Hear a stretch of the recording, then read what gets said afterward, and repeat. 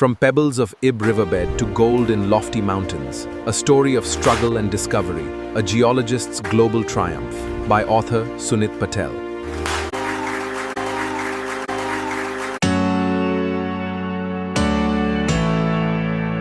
The title of the book is very interesting.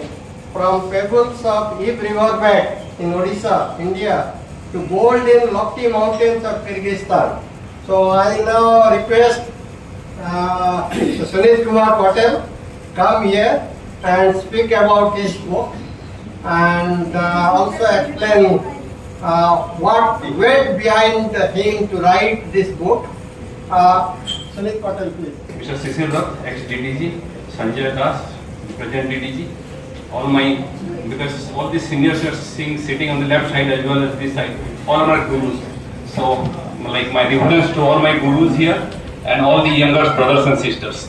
So it's a very emotional moment for me. Let me tell you, 20 years back, when I took farewell from this particular hall, Blandford Hall, almost like 20 years now, it was a very emotional moment, and with tears I left. And today also I may feel teary, because this is a huge, like I don't know how to describe. It's very emotional when I entered this building, because in these 20 years I have not able to come to this place. Not that somebody stopped me, but somehow it didn't work out. But today when I was entering this building at 2:45, just I knelt down and took, like, bowed my head on this floor, because whatever I have learned, GSI from day one, and GSI and particularly Arunachal Pradesh and this place.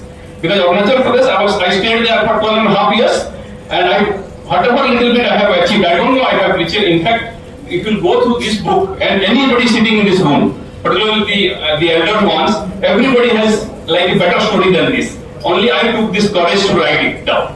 Otherwise, you ask anybody, you have longer story. This is 333 page books. They will have 666 pages of stories to tell. So this is not something new. But anyhow, so what little bit difference in my case, I will tell you. But let me tell you disclaimer. I am not a good speaker. I am very nervous speaker. So this stage itself is very it's not very comfortable for me. And secondly, I am not a writer. So except this GSI technical reports, I have not written anything. This is my first attempt, maiden attempt. So you have to excuse me when you read through these books.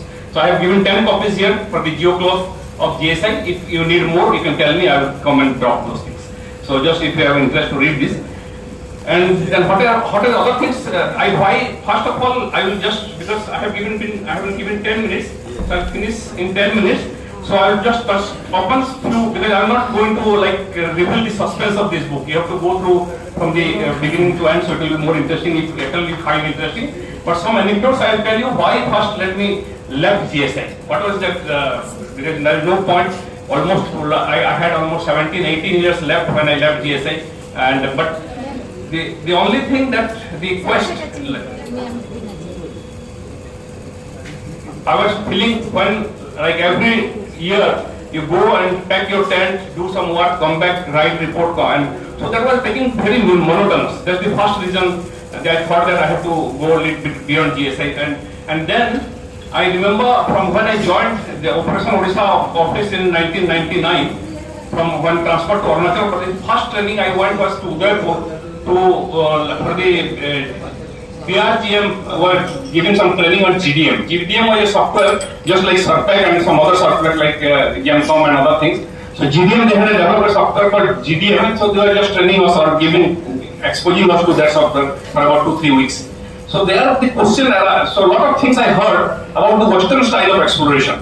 So that means, I'm not going into much details, so you are now all aware about JOT and NI-43-101 and all the things. But so there is definitely a distinct difference. I have also done explorations. My exploration from Arunachal Ledging in Sargaon, and then came this manganese here in Serenda and all this. This Sarda Hacheri and all.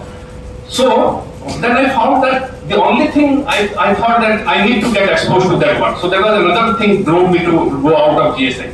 And when I left GSI, many of my these seniors sitting here. So my teachers like Mr. C.R. Das and Mr. Misra, I don't know if they're still sitting or they have bored and gone now. Okay. So anyhow, so they were also, and many of my seniors here, they were telling why you are leaving. Because let me tell you how comfortable I was placed here.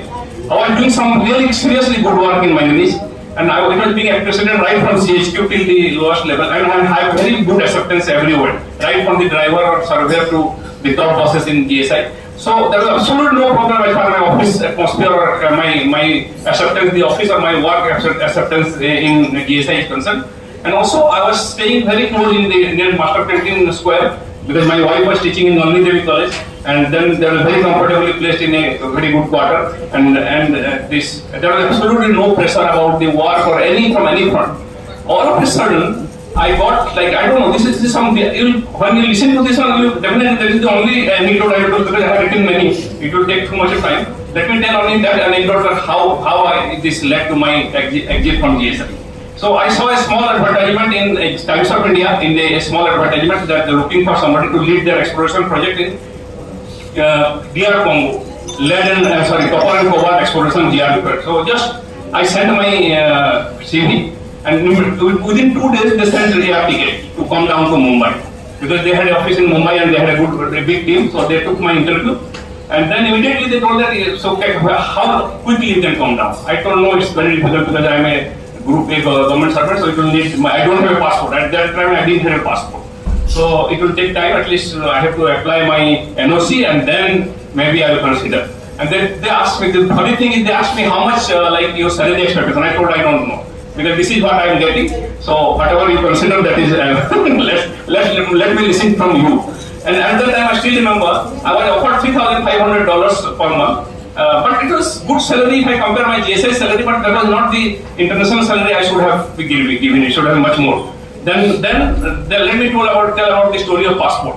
Then I told, let me go out on my leave without salary for 3 months. And so many of my colleagues or my director also encouraged, my DD also encouraged.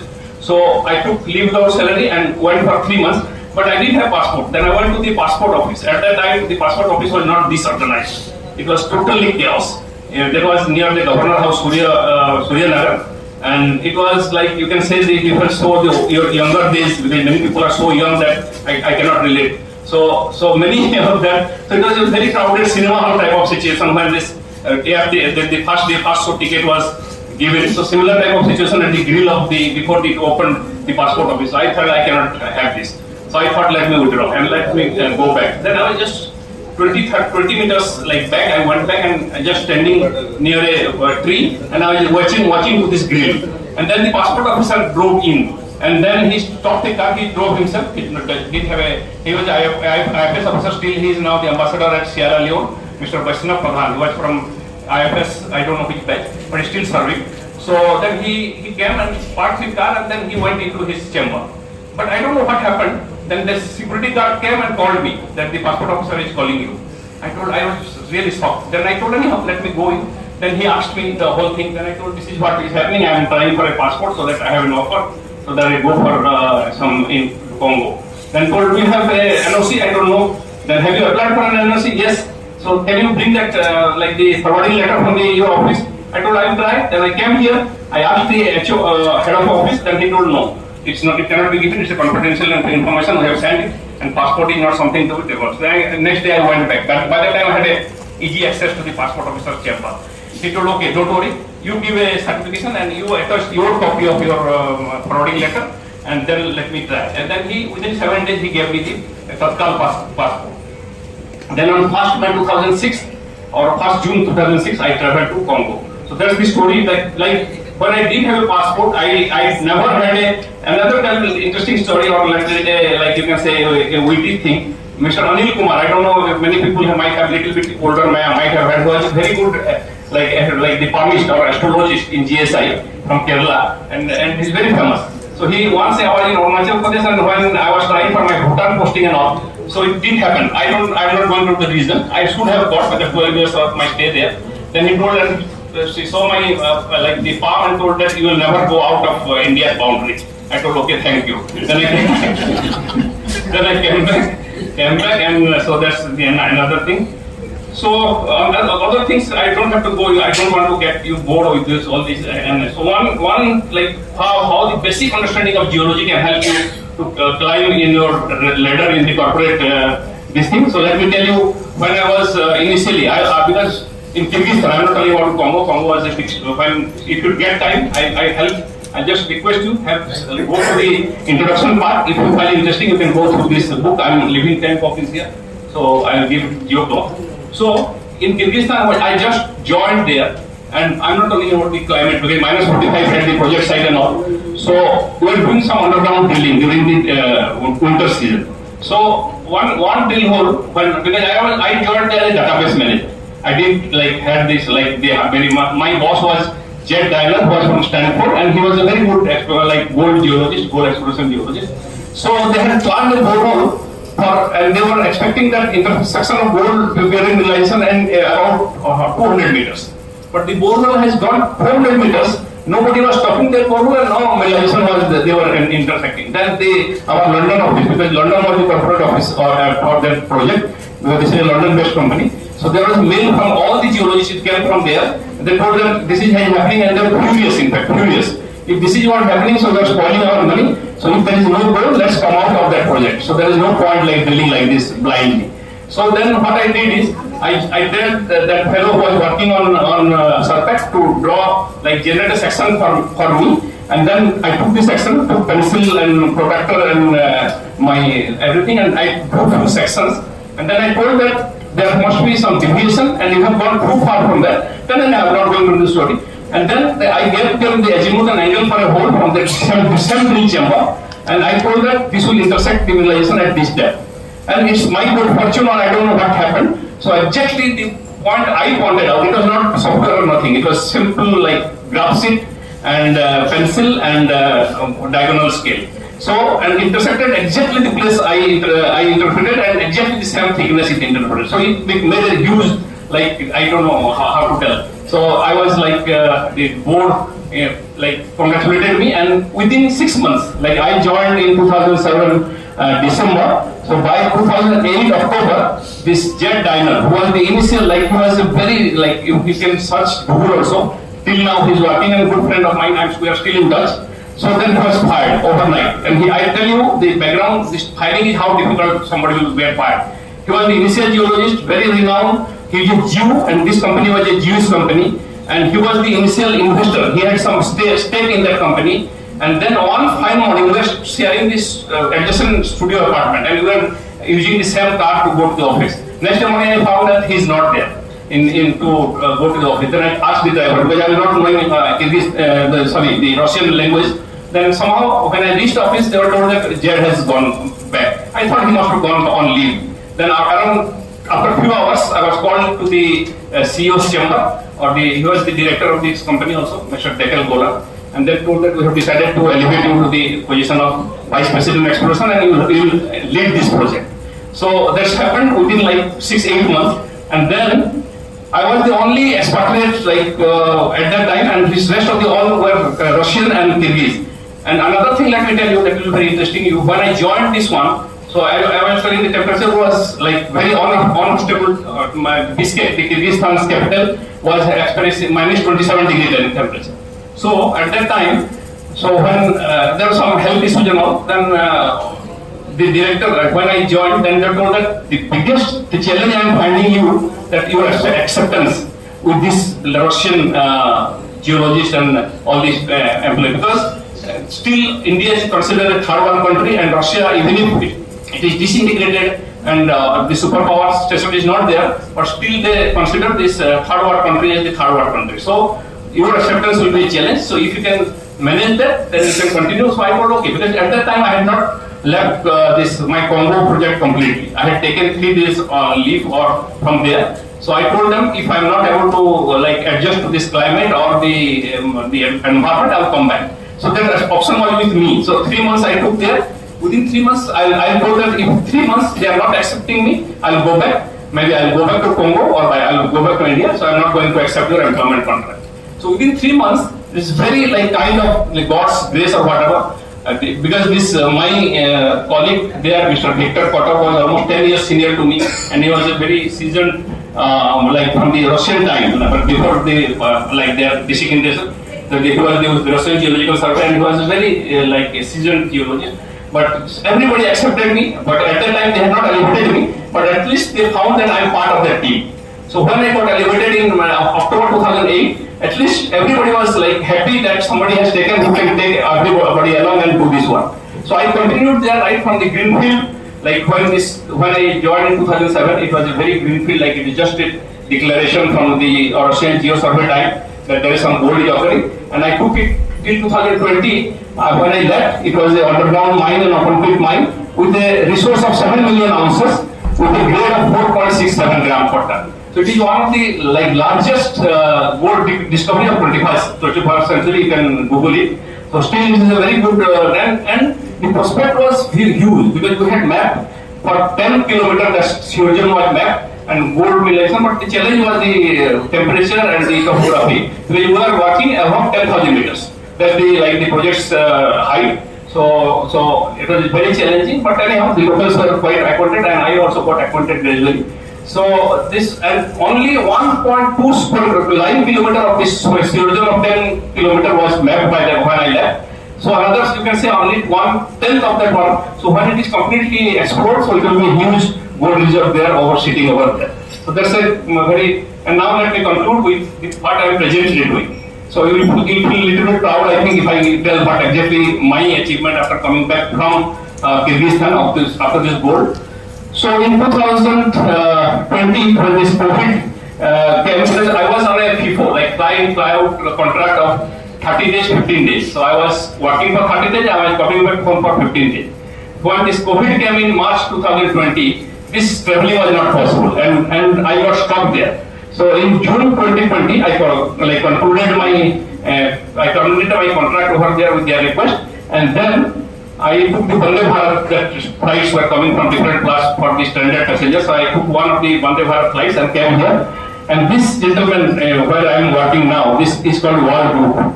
So you must have heard about the Live Hotel in Satyanagar and some of the places. So this is a Odia like the entrepreneur called Mr. Srinivas Sahu. So he somehow had contacted me for some other work because once I had come there for a discussion on some project or investment. So he was having my number. When he knew that I am coming back, so he told, why don't you come and have a cup of tea with me. So then he told that, why don't you come and advise us on some of the, because he was not knowing at that time that I can do something on mining. He was just thinking that I know a little bit of exploration and geologist. So anybody will thought that a geologist will do some exploration or something. So you advise on some exploration things, and so then I thought, no, I'm not interested for any more jobs now. I will take retirement. That's the statement. Or he told, no, you come, and if you're like, will you come here and just come and sit for a few hours, and if you can advise somebody, otherwise we can have some cup of tea and can go back. Like that he started, and then he took me to the iron ore mines once, just to introduce to the people over there. So I went there, and while coming back from that side, so it was I'm not cutting this story short. While coming back from mines to Bhubaneswar, our mines is near Tensa. Tensa, many people may be knowing Koida Tensa. So while coming back on the way, I told that after seeing everything, I told that you are at least 20 years behind in exploration and at least 30 years behind in mining. So he told me he was very not very happy with my sentence. Then he told, why you say so? Then I explained what are the things can be improved. So with that, he was like a little bit impressed, and then he told, why don't you help us in. At that time, let me tell you what the situation of this company was. They were on the roads. Roads means they were bankrupt to the extent of minus 1,000 crore negative worth of this company. That means they were not having a single pie even to pay the salaries. It was all loans and loans and loans everywhere. And so when I went there, so I told, okay, let me give it a try. Then I went there, and where geology came into, so that's the reason you will feel proud. Then because I saw the exploration was very sketchy. Because earlier days, if I don't know, Marco maybe knowing he's working so many days in Koida, but many of the properties are not properly explored. So this is one of them. The borehole depth were 10 meters, 20 meters, just for the benches they were drilling, and they were so hand to mouth sort of visiting. Then I completely drilling for the whole year or to the grade of 50 meter by 50 meter, because I work on surface and mindset. So then I did the modeling, I do the pit design, and then I made a presentation to the board that this can be, this EC quantity at that time they were having 0.86 million tons. That means per year they can produce 860 large tons of iron ore. So So what I did is, after doing everything, then immediately they applied for enhancement of EC quantity to 2.91. Today we are standing at 6 million tons. You just imagine, from 0.86 to 6 million ton, and this year it will be 7 million tons. So almost you can say 700% already, and maybe within a year it will go to come close to 900% of growth within 4 or 5 years. So what is the consequences of this contribution of this me and my team? That this company, which was like almost like bankrupt, or they were bankrupt, so now they are having a roaring like expansion of different things, and so they were having like a different expansion program, and they are now like the turnover of the company went from 400 crores to now it is 3,000 crores, and they are not all the loans completed, so they are a debt-free company and with expansion in many projects. So at this moment, so the elevation with this work, because naturally the good thing about this whatever you are seeing me standing here is, this company now, they have completely handed over their mining business to me. So even these owners are